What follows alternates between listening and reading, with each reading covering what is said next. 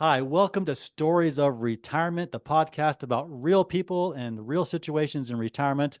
Today's show, we've got Larry Stevenson. Very glad to have you here, Larry. Welcome to the show. Thank you. It's good to be here. I look forward to this. Yes, Larry and I go kind of way back through the National Speakers Association. He's just what would I call it? A Renaissance man, a man of many, many talents. So, Larry, let's start Meaning off I by couldn't find my lane. you couldn't find your lane. That's right. Yes, that's another way of putting it. Let's start off by telling the listeners just about your career from maybe kind of from college until your, well, let's call it your first retirement, 'cause I know you're still working, but tell us about your principal career for most of your working life. Well, it's interesting. I have to go back to when I was 9 years old. Hmm. 9 years old, I decided I wanted to work for an organization that was trying to change the world Right. and was not motivated by profit. And at the time, I thought I'd go through government and then public administration. And because of some things, when I graduated from college with my undergraduate in political science, which is the second most worthless degree in the world, It's mine I as was well. That's mine. I was going to the University of Southern California graduate program for a master's in public administration and chose to go the year that California passed a tax initiative that created a 12-year recession in public administration. Hmm. And I found myself lost suddenly. I'd arranged a job when I got out of college working for the city of Beverly Hills as an assistant to the assistant city manager. It disappeared when the bill passed, and I was suddenly without a career, without a future. And I took a job as a sales rep for a staffing service that had both a permanent and a temporary side. Right. And they promoted me to manager, and I did that. And then I got recruited to work for a nonprofit organization. And I spent 38 years Hmm. and before I retired. And I've got 40 plus years helping people let their dreams work, especially their career dreams from high school to retirement. Wow. I've I've been privileged to speak to over 1,700 audience in more than 22 countries. I've Hmm. written 8 books on from how to get scholarships to how to get jobs to one on 7 reasons why you may not get to retire and how to fix them. Right. And I've just enjoyed. I retired officially from the nonprofit in 2017. And since then, I've been doing my own business. I have been a professional speaker since 1994. And I've enjoyed speaking and writing and just helping people achieve the dreams that they have to be more, to see more, to do Wow. more, to have more, and to give more. That And must be very gratifying to have worked in that field for so long. it has been very gratifying and just so rewarding to meet so many great people. Hmm. So you said you retired from that in 2017. Was that Yes. your choice, or did they have like okay, you've reached a certain age, you have to leave now, or like whose decision was it to leave that main career? It was my decision. I'm the one who decided. I Okay. had been doing some things and I had kind of burned out Hmm. in December into January. And I'd already maxed out whatever I could get on my pension. I'd maxed out Right. everything in the benefit package 3 years before. And I just decided I think I want out. The company didn't, the company and most companies cannot now retire you at a certain age because of age discrimination. Right. Um, and so it was mostly my decision. And it was a good decision. For 1 month, I woke up every day and I'd say to my wife, why am I still working again? Right. And Okay. so, yeah. So yeah, that was your career. It sounds like a great career. And how is what you're doing now maybe similar, and how's it maybe different from what you did prior? Uh, I continued with the dreams work. I expanded much beyond just careers and scholarships and education. I expanded into all kinds of dreams that people want to achieve. I was writing books. I was doing professional speaking. I had several Mhm. online courses. When COVID hit, I had already been going virtual with coaching sessions. Right. So I continued coaching all through COVID. I did virtual presentations through COVID. Uh, just kept going and then started getting some fatigue setting in. I had reduced the hours when I went from full time. I had been working about 50 hours a week, and I cut back to where I was keeping myself to about 30 hours a week. I had my own Right. business though, so I felt like if I had any spare time, I had to do something with the business. Right. And I decided 3 years ago, no, I'm tired of that. And so I started cutting back on what I did with my business. In January of this year, I eliminated all of my coaching. I closed down all of my online courses. Hmm. And now I just do presentations and I write 4 articles a week and I do one podcast. And Hmm.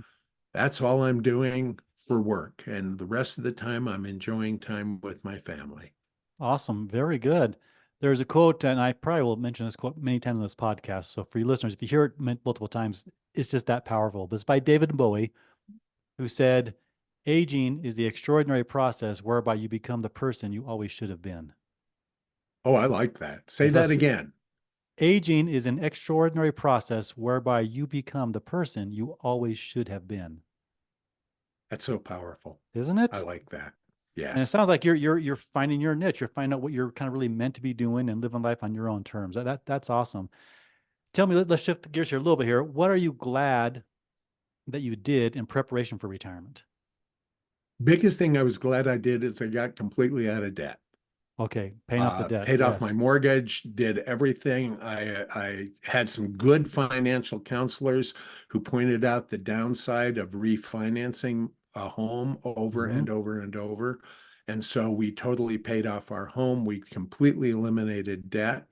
The second thing is I didn't do this early enough. I advise people to do it as early as you possibly can. I Right. started too late, but max out however much you can contribute to your 401k that'll be matched. At least make sure that you Right. are maxing out so you're getting $2 for every dollar you put in.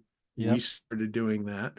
And then we put more money in as our expenses decreased as kids got married and moved out and things like that. So we'd keep increasing. So increase your contribution to a 401k. Um, I planned, I had been lucky enough that in my career I worked with about 150 retirees. Oh, And all of these retirees would come to me with suggestions for the last 10 years of my career on what to do and what not to do in retirement. And one of the big ones were, and I love the way this one person said, don't feel like you've been managing 150 people and now you only have your wife and you have to manage her. One yes. of them said, his wife one day said to him, John, I've been doing the dishes and cleaning the house for 57 years without your help. And Right. I don't need you telling me how to do it now. Yes. There's And so that a lady was interviewed and they asked her about life and retirement. She said, "I married him for better or for worse, but not for lunch every day." and so one of the things I did is I planned ahead on what I wanted to do with my time. Mhm. This is a fascinating concept in retirement. It's an interesting statistic. When Social Security was first introduced, 80% of American men never collected their 13th retirement check Really, because they just died. 13 months is all it lasted. 13 months. Wow. And it was a combination of the kind of work they were doing, but it was also the fact that they hadn't planned on what they were going to do to keep active after Hmm. retirement. Right. And so I knew I wanted to continue with my business because I really loved seeing the light go on in people's eyes. But I also knew I needed to add service and to do something for someone else. And so I found an organization where I could volunteer my time so that I wasn't home all the time. So my Right. wife and I still had some time apart, but we had a lot more together. We started working on the things that we wanted to do together. Those are a number of the things that I did. I've got a list here that I made, and I just want to make sure I've covered all of them. Please do. Yeah. And While you're looking at the yes, list, I've heard people say, or it's been said that you shouldn't retire from something, but to something. that's excellent So be, advice. be And looking yes, forward to something in retirement to fill your time. and it needs to be your Mhm. plan Yep. because everybody gets bored. I have so many friends who get bored and they think, oh, I'm going to golf and I'm going to travel and I'm going to do all this. And 9 months later, they're looking for jobs. And because they didn't Yeah. plan ahead, they're greeters at Walmart or they're doing something that keeps them busy but doesn't keep them happy. Right. Now, and And no disrespect to Walmart greeters, if you're doing no, that in retirement because you want to and you enjoy it, precisely. awesome. But if you're doing it because you have to, or there's no other options, then that's, I would say, less than optimal. So I'm those, glad you said that because I did mean that. yes, I know you Do did. something you love to do. If it's a greeter at Walmart, if it's a courier for a law firm, uh, yes, do something you love, Okay. but plan ahead for it. Recognize that all this time you think you're going to have in retirement is a lot more time than you think you're going to have. Right, right. Well, let's now look at what are some things maybe you wish you had done or done better to prepare for retirement. Number one thing, I wish I had kept myself more physically fit. Hmm. I was not one who kept myself fit. I didn't exercise. I didn't do a lot. I traveled and because of that, I'm suffering some consequences that if I'd Mhm. have kept myself physically fit would have made my retirement much better. Yeah. The other thing that I wish I had done better, I got to refer to my notes here, is I wish that I had invested in real estate. I did all of my investing into mutual funds Hmm. and stocks and bonds. And I wish I'd have diversified some of it into real estate. I still think having a broad-based investment package is essential. Your Right. 401k will probably get you into the investment portfolios, but I wish I'd diversified into some real estate as we watched it, even with 2008, even with the Right. drop. Real estate would have been a very nice thing that's held its value, as most retirees know, as most people who watch their 401k. I lost a ton of money in the last Hmm. 12 months, Hmm. which I wouldn't have lost if I'd have had some money tied up in something else. Yeah, I agree. People tend to not really understand what diversification really is. They think if they have a few stocks or stock funds, I'll get even more stock funds. But that's just one asset class. You need stock funds, bond funds, yes, real estate. Who knows? Maybe commodities, private equity. But yeah, lack of diversification is something I see a lot. I'm a certified retirement counselor now, a CRC, and as part of that training, they told us that the biggest complaints in retirement, I think money was like number five, but Mhm. above money was health, not losing health. So you're right, you need to maintain it while you still have it, and also lack of purpose. And so those are things Yes. that people complain about far more than they complain about the money is health and lack of purpose. Yes. So how was now your retirement? From your official career was 2017. How is life in retirement the way you envisioned it, or is it completely different than the way you envisioned it? It's actually lived up pretty much to what I envisioned. And again, I think that was that benefit of 10 years of working with retirees. Yeah. Uh, I the things I love to do now is I still love to share and try and help people lift and be better. Hmm. I love to travel. And so it's weird because I'm traveling a lot more on my own dime, where before I always had someone else paying for my Right. travel. So that's affecting me a little bit, but we travel. I went with my son to Amsterdam and Paris last year. I go with my daughters to Hawaii about once a year. We're going to Disney because I have a daughter in a wheelchair, and we always know Disney will be Right. accessible.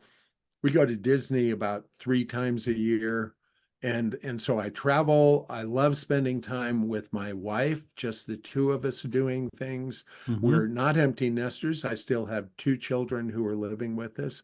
Um, and we enjoy all 4 of them. And we just have a good time. We do staycations together. We Mm-hmm. spend time together. I'm still writing, and I'm doing the service. I spend about 10 hours a week in service to Mm-hmm. my community. And all of Awesome. that put together is kind of exactly what I planned to do. The only thing that has been different is I have also had more health problems. I Right. got very sick over in January. I spent 4 days in the hospital, came out of that, and had forgotten how to walk, forgotten Wow. how to move and do things. And it's taken me a while to get back, but I'm now walking without a walker and still doing physical therapy. But Mm-hmm. uh, basically, retirement has been what I expected it to be because, as you said already, I had established a purpose. I had Right. established 3 main purposes, and that was to continue to contribute to society. It was to travel, and it was to spend quality time with my family. Awesome. And so it's really lived up to what I had So it hoped and sounds like planned. you're, I mean, you're a great example of doing, I think, doing these things right, Larry, and that you had a vision of your retirement before you got there. And sometimes we got our nose to the grindstone so much trying to get through life or just make it to get, that golden watch on the last day and, see a boss and you're out of there. We don't give enough thought to life and retirement before we get there. But you had that vision and then you're living I it, which did. is great. So I would definitely want to encourage all the listeners, if you're not retired yet, learn from Larry and start really thinking about this. What's it going to be like? How are you going to fill your day and your time? And what will give you a sense of purpose? And if it's the golf course, awesome. If it's a Walmart greeter, awesome. If it's giving service and enriching their lives and travel, whatever it is. But yeah, do it with a purposeful intention or do it with intention. Does that sound right? So Yes, what very what would much be what so. would be then kind of your ultimate or final advice for anyone who's approaching retirement? Let's say they're 5 years away, they're getting close to it, and it's on their mind. What would you tell them to do? Once again, first things first, get your finances in order. Hmm. Both pay off all the debt. Don't get caught up in the debt that is just swamping. Realize that, especially for most people now, they don't have a benefits defined retirement pension. Right, It's up to you. So you'd better be putting as much money as you possibly can into your 401k, but also diversify beyond what the 401k has so that as things fluctuate, you have the ability to continue.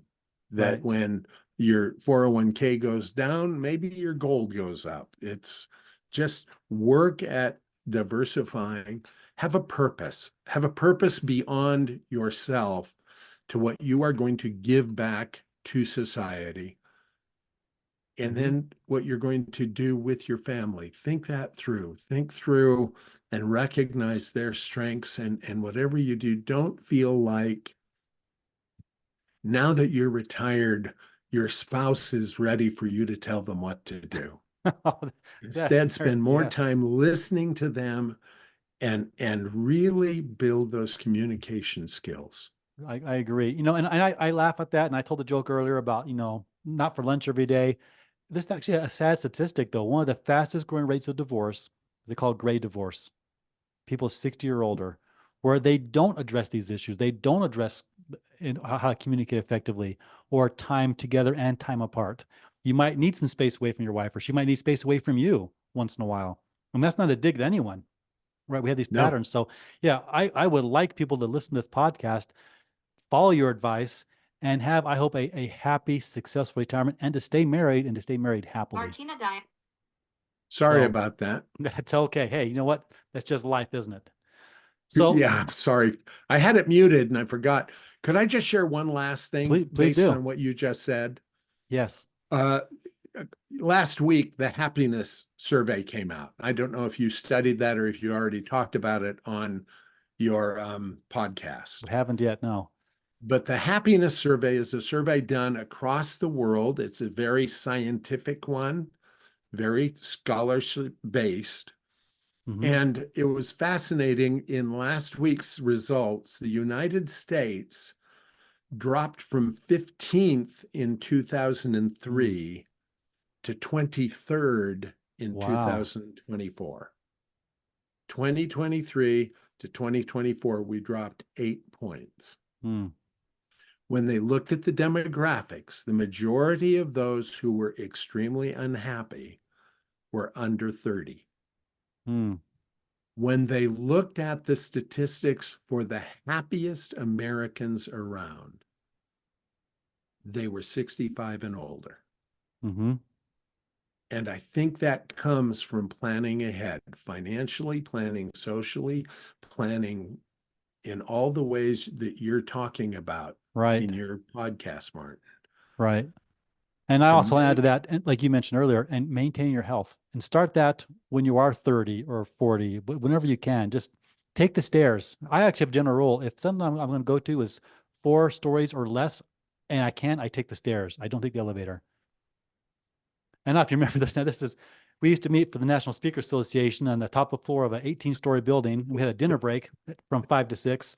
I would walk up all 18 floors And I always after dinner. just stood in amazement at you. Do you remember the time we had the fire drill I do remember the power and drill. we had to Yes. walk down the 18 flights? Yes. It took me 2 weeks to recover. Right. So Okay. stay fit.